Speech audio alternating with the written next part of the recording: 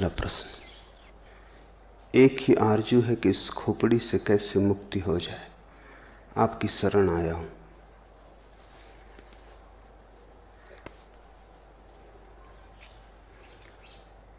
खोपड़ी से मुक्त होने का ख्याल भी खोपड़ी का ही है।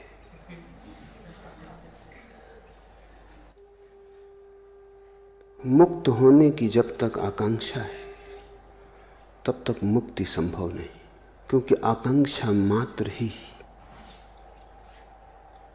आकांक्षा की अभीप्सा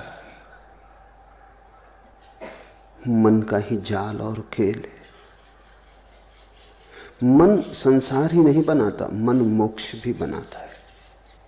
और जिसने ये जान लिया वही मुक्त हो गया। साधारणतः ऐसा लगता है मन ने बनाया है संसार, तो हम मन से मुक्त हो जाएं तो मुक्त हो जाएंगे। वही भूल हो गई। वही मन ने फिर धोखा दिया, फिर मन ने चाल चली, फिर मन ने जाल फेंका, फिर तुम उलझे, फिर नया संसार बना। मोक्ष भी संसार बन जाता है। संसार का अर्थ क्या है? जो उलझा ले। संसार का अर्थ क्या है? जो अपेक्षा बन जाए, वासना बन जाए। संसार का अर्थ क्या है? जो तुम्हारा भविष्य बन जाए। जिसके सहारे और जिसके आश्रय और जिसकी आशा में तुम जीने लगो, वही संसार है। दुकान पर बैठे हो, इससे संसार में हो। मंदिर में बैठ जाओगे, संसार के बाहर हो जाओगे। इतनी सस्ती बातों में मत पड़ जाना। काश इतना आसान होता, तब तो कुछ उलझन न थी। दुकान में संसार नहीं है और न मंदिर में संसार से मुक्ति है। अपेक्षा में, आकांक्षा में, आशा में संसार है, सपने में संसार है। तो तुम मोक्ष का सपना देखो तो भी संसार में हो। संसार के बाहर वही है जो अभी और यहीं है। लेकिन इसका तो अर्थ यह हुआ कि मोक्ष की आकांक्षा भी छोड़ देनी पड़ेगी। अन्यथा मोक्ष के बहाने भी, मोक्ष की वासना से भी तुम नए नए संसार बनाते चले जाओगे। समझना काफी है, छूटना नहीं है। छूटना किससे? किसी ने बांधा होता तो छूटते, किसी ने बांधा भी नहीं। बंधन कहां है? बंधन से छूटने की जल्दी मत करो, क्योंकि यह भी हो सकता है बंधन हो ही ना, तब तुम छूटने की कोशिश से बंध जाओगे। और अगर बंधन नहीं है तो छूटोगे कैसे? बंधन से छूटने की कोशिश मत करो, बंधन को जानने की कोशिश करो कि बंधन कहां है। पूछो, जिज्ञासा करो, वासना मत करो। विपरीत की वासना भी वासना है। तुम कुएं से बचते हो, खाई में गिर जाते हो। इससे क्या फर्क पड़ेगा कि तुमने गिरने का ढंग बदल लिया?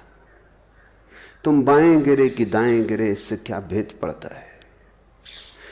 जिज्ञासा करो कि बंधन कहां है, बंधन क्या है। बंधन को भर आंख देखो। इसी को बुद्ध ध्यान कहते हैं, अप्रमाद कहते हैं कि बंधन को भरी आंख से देखो। तुम्हारे देखने देखने में तुम पाओगे बंधन पिघला, बंधन गया। क्योंकि बंधन तुम्हारी मूर्छा है। अगर तुम जाग के देखोगे कैसे टिकेगा? बंधन वस्तुतः होता तो मुक्ति का कोई उपाय न था। बंधन केवल ख्याल है, बात में से बात निकल आई है, कहीं कुछ है नहीं।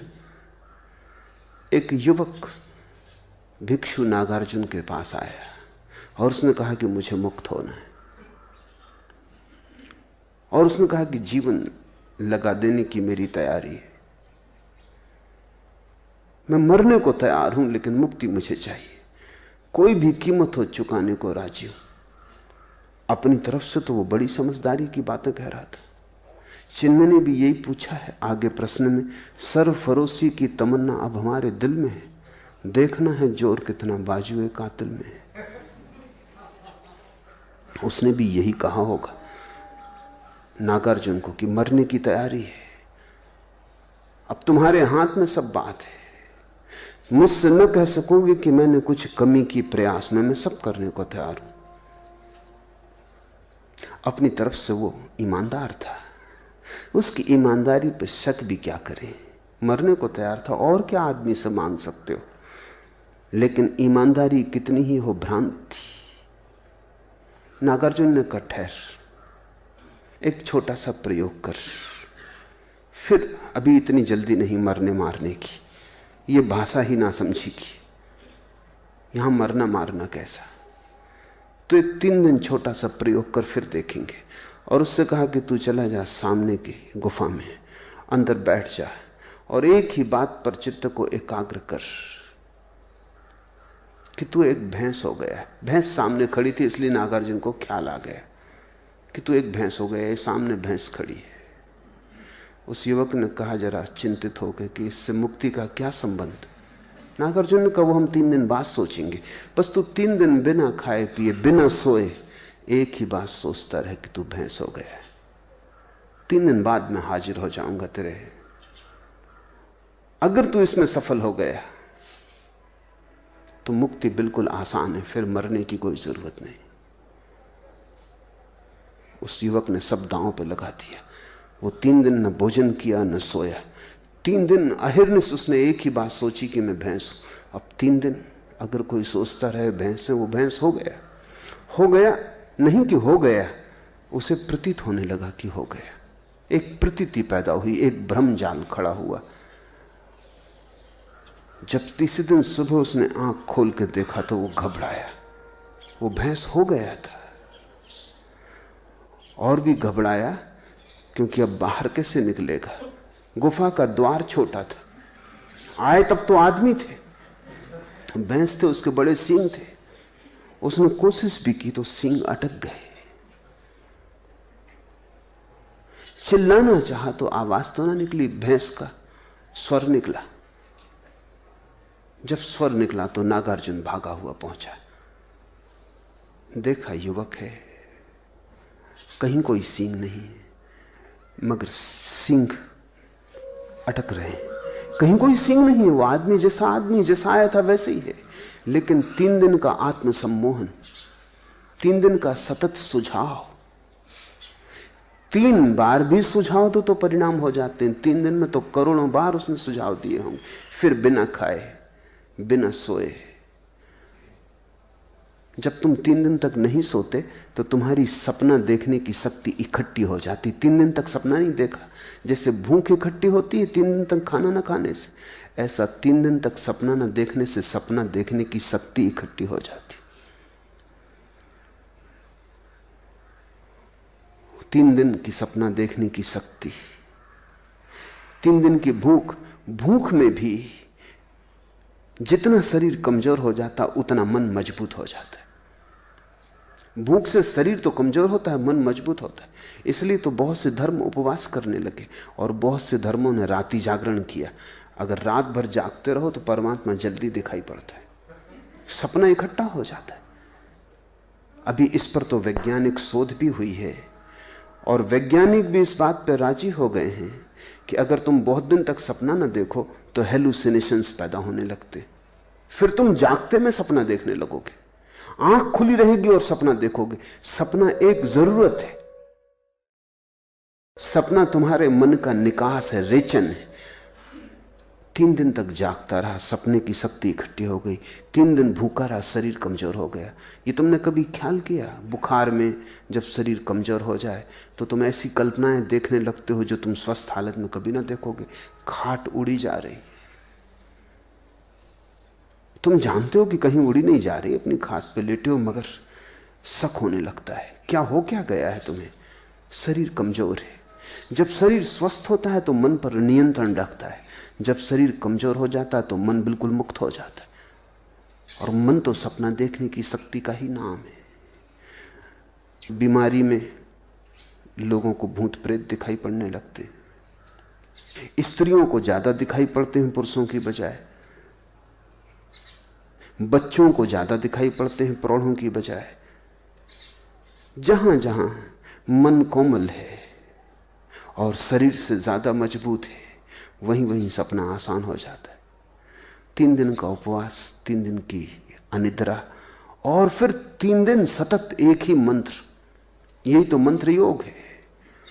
तुम बैठे अगर राम राम राम राम कहते रहो कई दिनों तक, पागल हो ही जाओगे।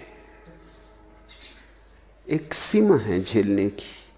वो 3 दिन तक कहता रहा मैं भैंस हूं, मैं भैंस हूं, मैं भैंस हूं। हो गया, मंत्र शक्ति काम कर गई। लोग मुझसे पूछते मंत्र शक्ति, उनको मैं ये कहानी कह देता हूं, ये मंत्र शक्ति है।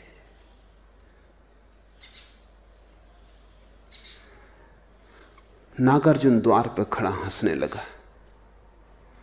वो युवक बहुत शर्मिंदा भी हुआ और उसने कहा लेकिन आप हंसे, ये बात जस्ती नहीं। तुम्हारे ही बताए उपाय को मान के मैं फंस गया हूं, अब मुझे निकालो। सींग बड़े, द्वार से निकलते नहीं बनता, और मैं भूखा भी हूं, नींद भी सता रही है।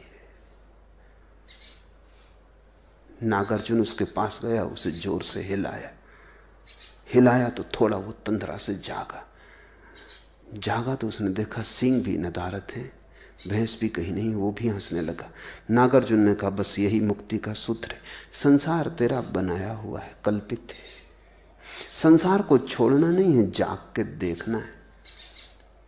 इसलिए जिन्होंने तुमसे कहा कि संसार छोड़ो, उन्होंने तुम्हें मोक्ष में उलझा दिया। मैं तुम्हें संसार छोड़ने को इसलिए नहीं कह रहा हूं। छोड़ने की बात ही भ्रांत है। जो है ही नहीं उसे छोड़ोगे कैसे? छोड़ोगे तो भूल में पड़ोगे। जो नहीं है उसे देख लेना, जान लेना कि वो नहीं है, मुक्त हो जाना है। इसलिए बुद्ध ने कहा असत्य को असत्य की तरह देख लेना मोक्ष है, असार को असार की तरह देख लेना मोक्ष है। सारा राज देख लेने में। ये तो पूछो ही मत कि खोपड़ी से कैसे मुक्ति हो जाए। ये कौन है जो पूछ रहा है? ये खोपड़ी ही है जो पूछ रही है। अगर इस खोपड़ी की बात मान के चले तो इससे तुम कभी मुक्त ना हो पाओगे। जाग के देखो कौन पूछता है, गौर से सुनो कौन प्रश्न उठाता है। ये कौन है जो मुक्त होना चाहता है? क्यों मुक्त होना चाहता है? बंधन कहां है? और जिसने भी जाग के देखा वो हंसने लगा, क्योंकि बंधन उसने कभी पाए नहीं। जागने में कोई बंधन नहीं। इसलिए बुद्ध चिल्ला चिल्ला के कहते प्रमाद में मत जियो, अप्रमाद जागो, होश में आ जाओ। और तुम कहीं भी गए नहीं हो, तुम वहीं हो जहां तुम्हें होना चाहिए। भैंस तुम कभी हुए नहीं, तुम वही हो जो तुम हो। तुम परमात्मा हो। इससे तुम रत्ती भर यहां वहां न हो सकते हो, न होने का कोई उपाय। हां, तुम भ्रांति में रह सकते हो। तुम अपने को जो चाहे समझ लो। मन शक्तिशाली है, तुम जो चाहोगे वही बन जाओगे। और जिस दिन भी तुम देखना चाहोगे उस दिन तुम दृष्टि बन जाओगे। दृष्टि मुक्ति है।